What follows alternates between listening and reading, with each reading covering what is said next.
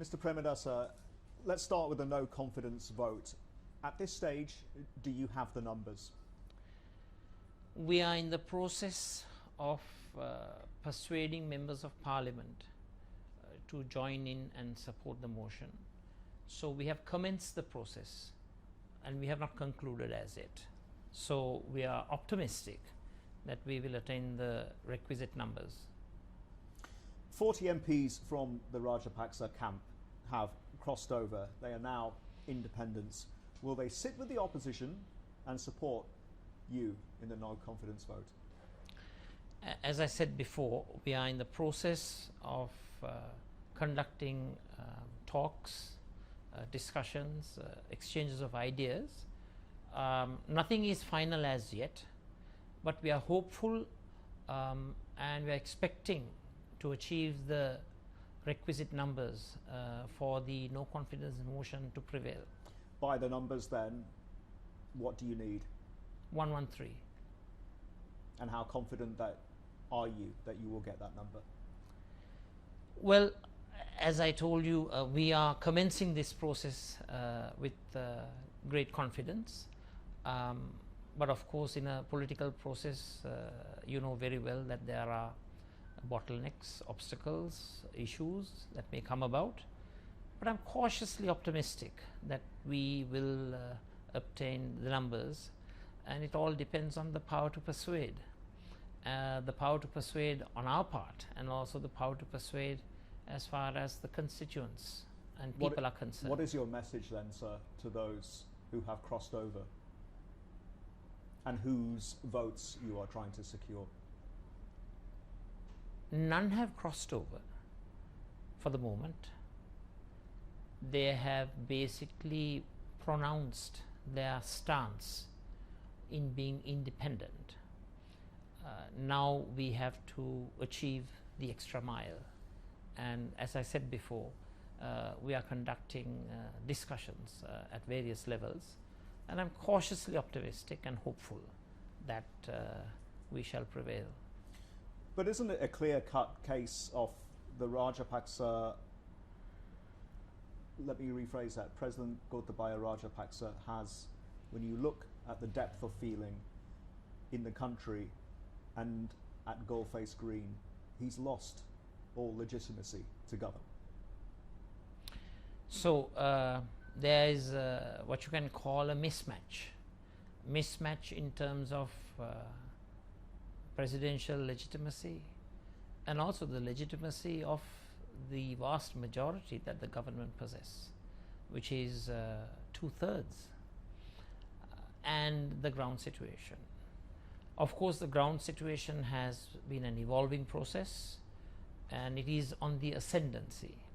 So here again, I think it's quite relevant and appropriate that President Rajapaksa, his brother Prime Minister Rajapaksa, and those members of his family and the government take into serious consideration the views of the people, their expectations, their declarations, their pronouncements. Those are serious concerns. If ignored, will be detrimental to the government itself.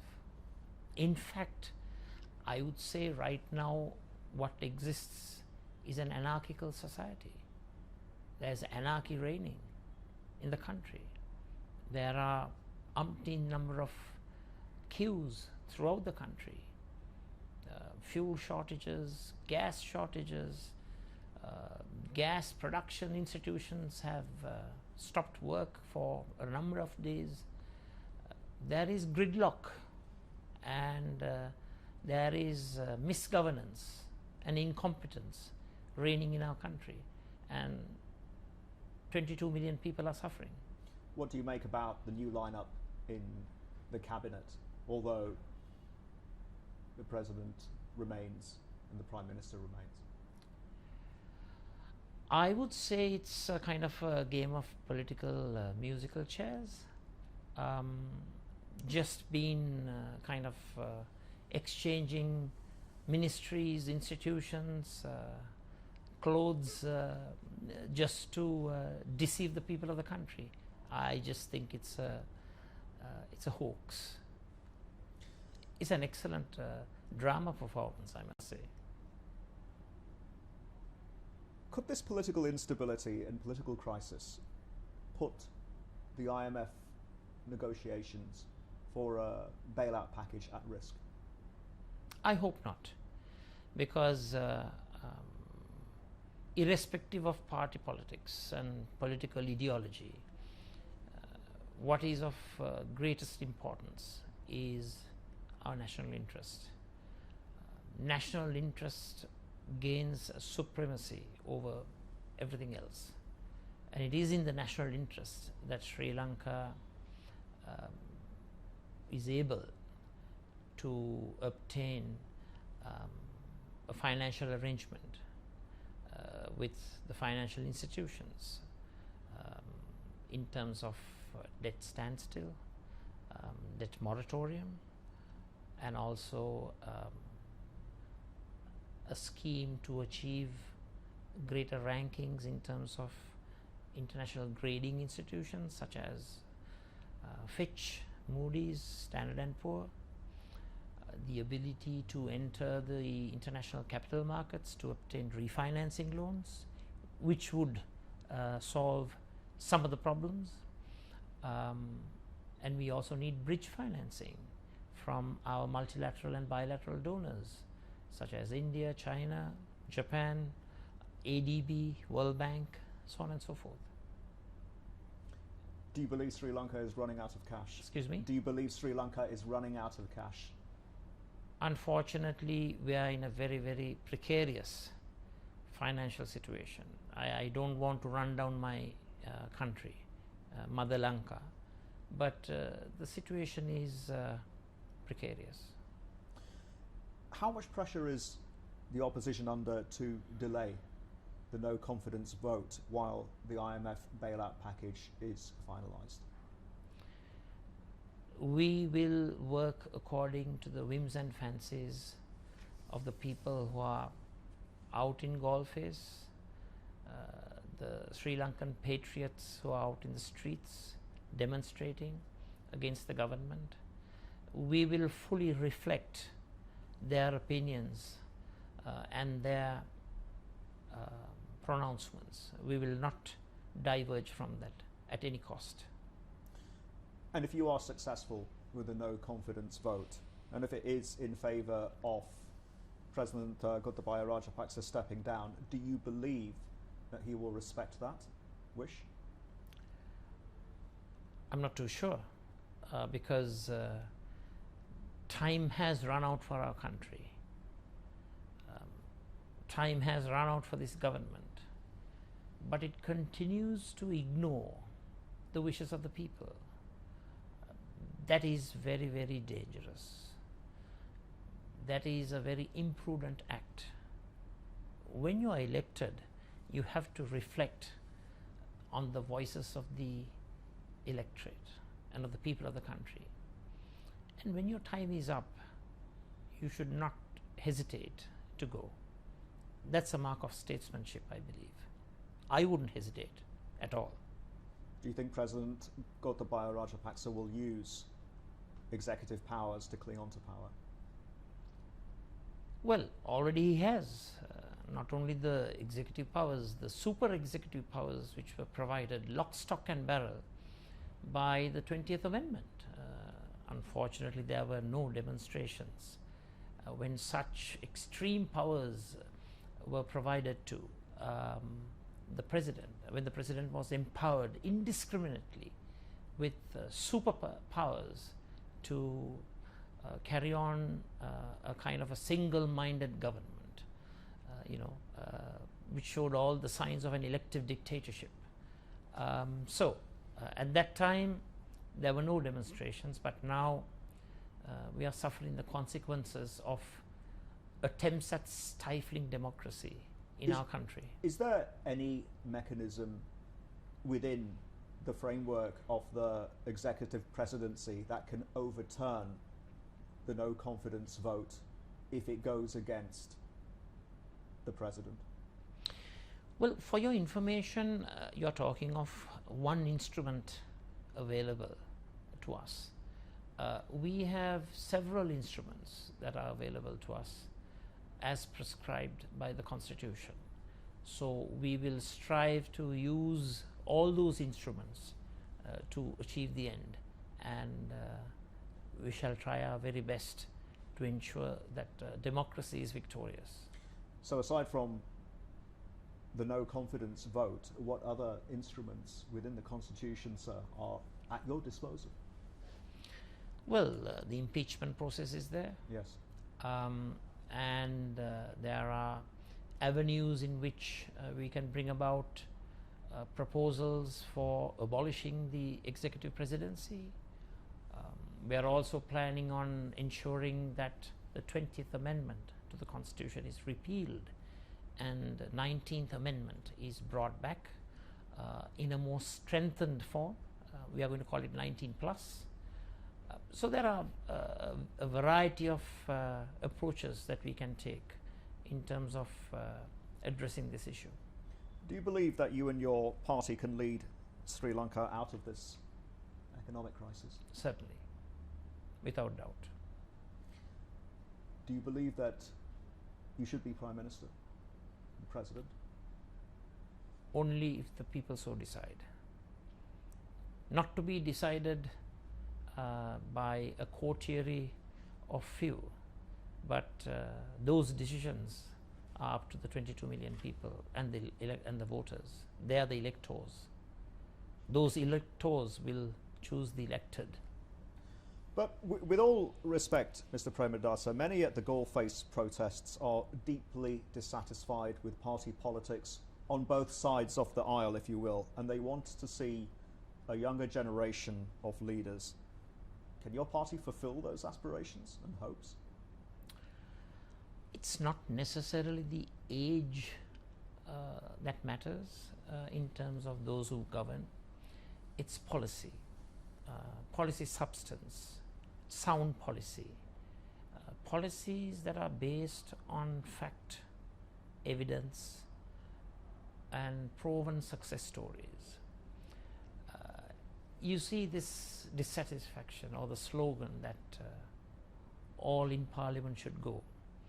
This was a slogan that was initiated and formulated way back in 2019 to bring the very president who's in power. He was classified as a apolitical, non-partisan, non-professional politician, so to speak. And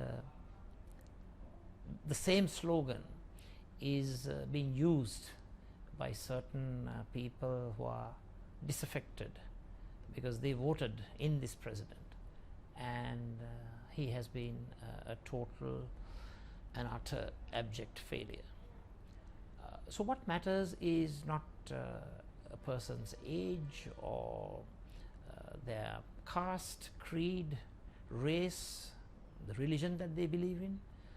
It's policies, it's principles, it's values that you stand for. Have you engaged directly with the protesters at Galle-Face Green? Well, I have been very mindful of not being physically involved in the process because there had been an open declaration for it to remain non-political, and I've been very sensitive to that request.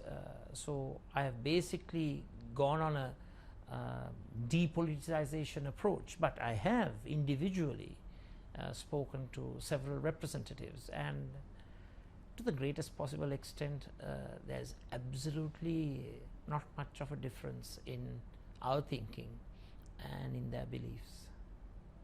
So far, this has been a very civil movement, a very civil protest with very little violence. Could this government forcibly break up the protest site at Galle-Face Green? It is possible, but I hope that such an eventuality will not take place. I hope at least the government is left with some senses not to get involved in such dastardly undemocratic acts. Anything is possible, but I hope that such a thing would not happen. If the government perpetrates violence, state terrorism, thuggery to attack those protesters, then we will be present on site to protect them, for sure. Mr. Premadasa, where do you believe Sri Lanka's military is in all of this, and could the military intervene either to remove the president from power if he doesn't go willingly, or could the president use the military to stay in power, perhaps invoking some type of national security clause or reason? Various scenarios are expounded by many an expert on what may happen or what can happen. However, I think we have a very, very disciplined military, and this is a democracy. We don't have a military dictatorship in our country, and I think democratic values will prevail. Military discipline is very high, and I believe they will stick to the guidelines, and more important, I don't think that there is absolutely any possibility of any such intervention, because today in Sri Lanka, people power reigns. When we were talking to the protesters, many of them said that, in fact, were holding up placards that said, "We want our money back. We've been looted. This country has been looted by the Rajapaksa family." And there have been reports that the Rajapaksas have amassed great wealth, luxury homes, artwork, and hidden them in offshore shell companies overseas. What evidence do you have that this has happened, and how deep does systemic corruption go? It is undoubted that corruption under this administration and administrations led by the family before have seen a number of cases of corrupt activities. Revelations made by the Pandora Papers are quite apparent, and we as an opposition, as SJB, are determined to ensure that we establish standalone institutions which cannot be amended through mere acts of parliament by future governments. Entrenched clauses in the constitution which needs 2/3 in parliament and a referendum to change, that in those entrenched clauses that we ensure institutions that are independent, non-politicized, transparent, specializing in preventing corruption, and also searching for assets and wealth that is ill-gotten, and expedite procedures to repatriate them to our motherland. All such things have to be conducted by independent institutions. You may have politicians utilizing various slogans, trying to become champions of catching thieves, but we have seen in the past few years that has not been a success story. So the most appropriate methodology to prevent corruption is to establish standalone institutions that has legal teeth, that has good standing in the constitution itself, so that they are not prone to various amendments by successive governments. If Sri Lanka is to extricate itself from this quagmire, we need to encourage foreign direct investment, and we need to encourage entrepreneurship, ease of doing business index, and a corrupt-free Sri Lanka are indispensable ingredients to achieve long-lasting, export-oriented, high technology, new technology economic growth.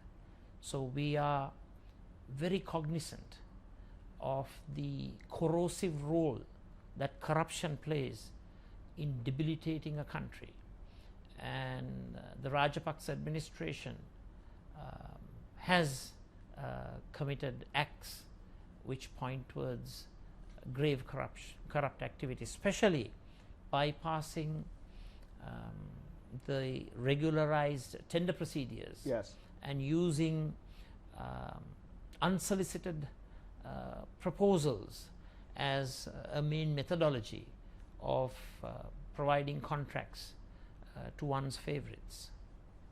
Mr. Premadasa, if your party, if the opposition was elected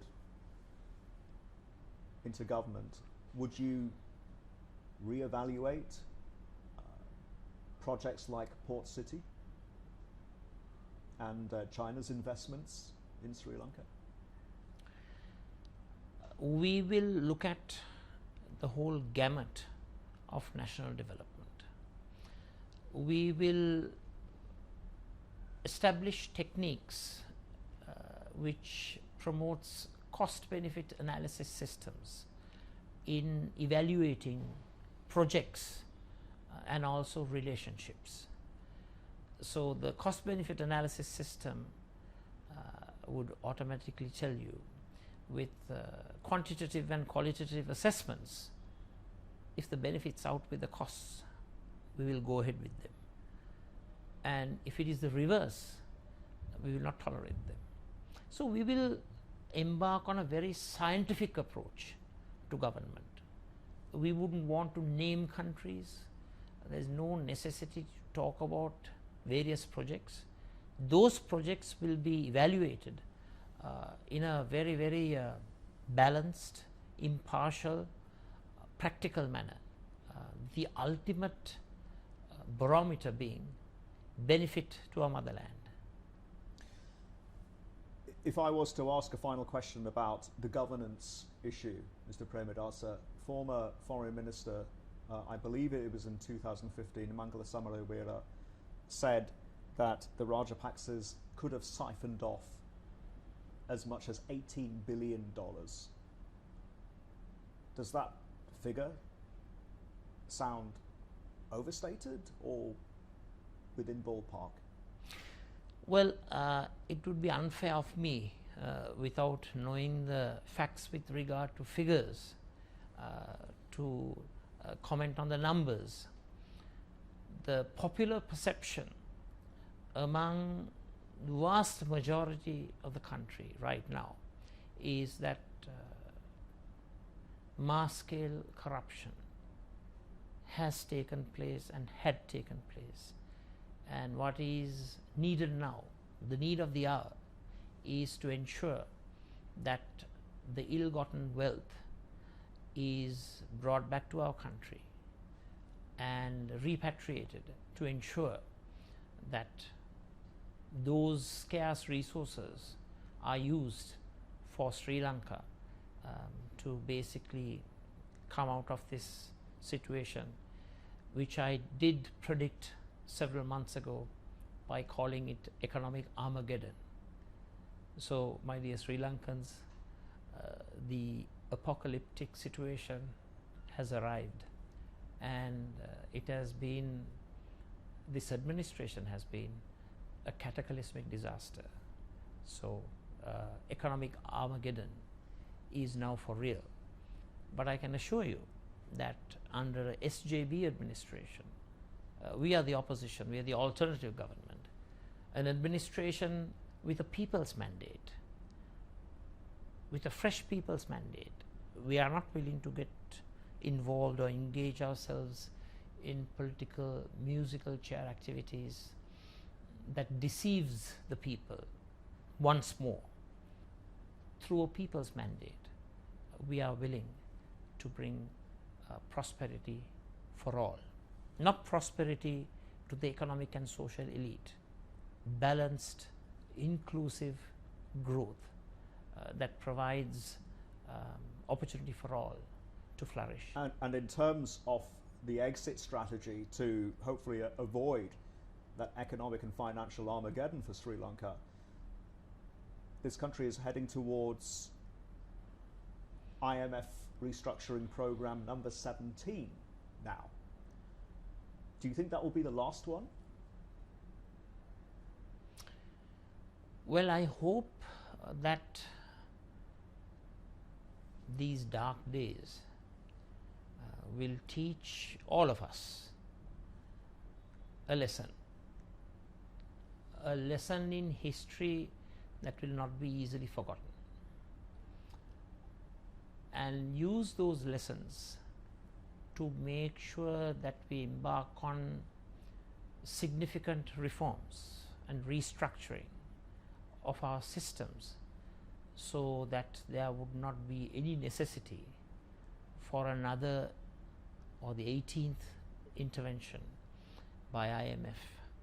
I think only through sound policy, through long-term pragmatic policy approaches can we achieve it. We have to negate and debunk petty political populism, which entails throwing out a lot of freebies indiscriminately. I think those less fortunate in our society have to be taken care of. That is the mark of a social welfare state which we have. But I think welfare states that are funded by scarce resources have to be well targeted, and it is those who are in despair, in distress and in poverty who should be provided with the subsidies and the support. It should be target oriented.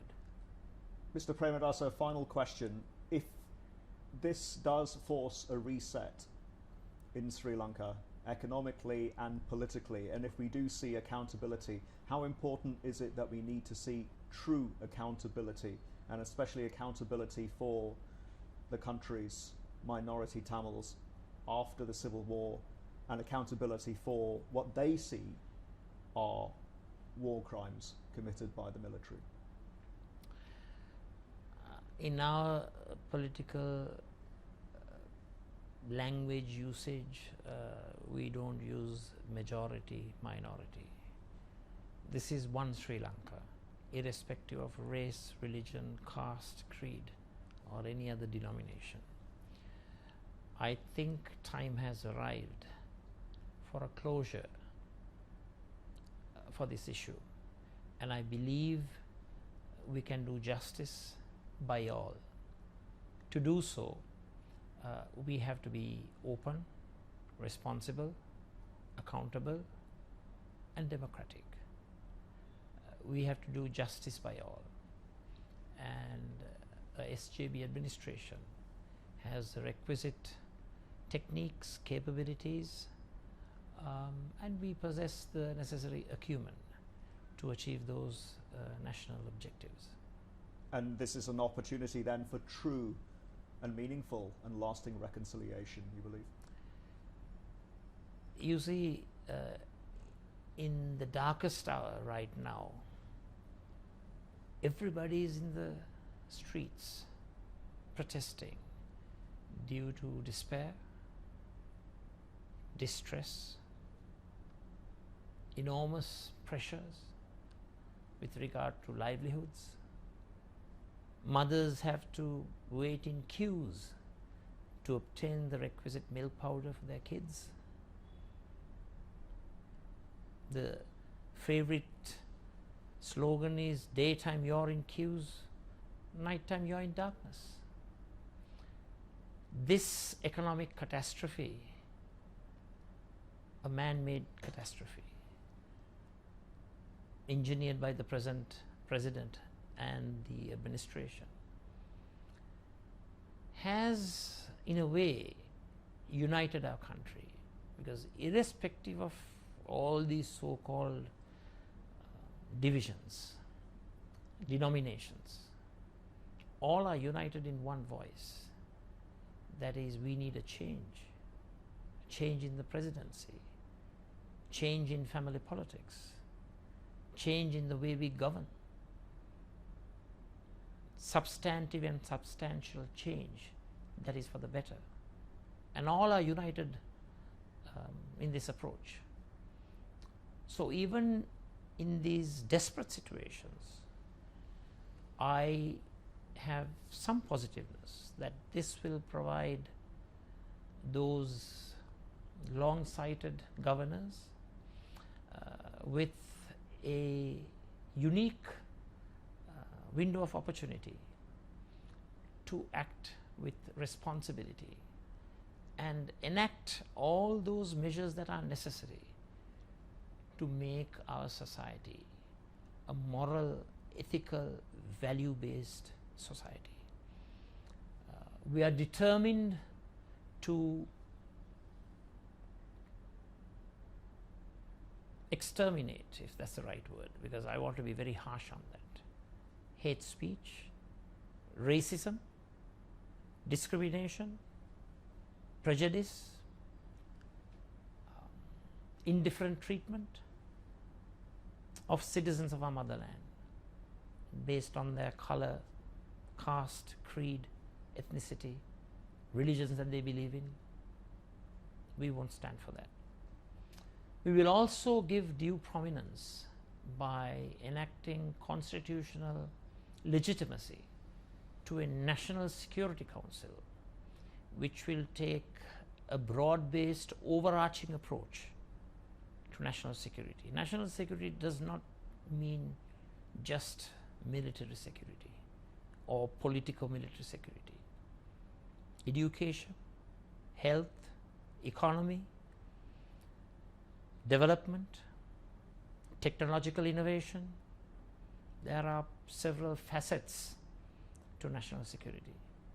So when we take this broad-based approach and use this as an opportunity to promote transformational change, I believe our motherland, Sri Lanka, has a very bright future. Mr. Premadasa, I thank you for your time, sir.